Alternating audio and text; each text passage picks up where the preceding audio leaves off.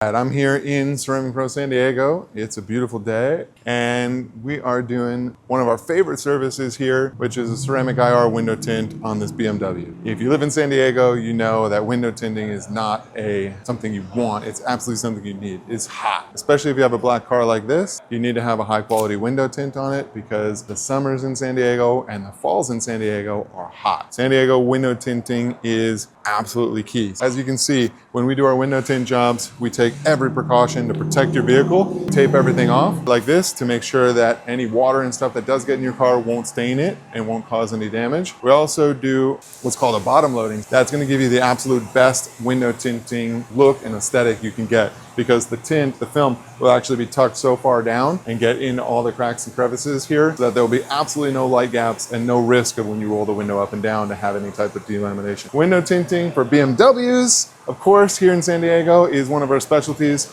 We do a ton of them. The BMW Club has always been really good to us in San Diego. If you're looking for this level and this quality of window tint here in San Diego for your BMW or any other type of vehicle, please check us out here at Ceramic Pro San Diego. We'll take excellent care of you. Again, thanks for watching.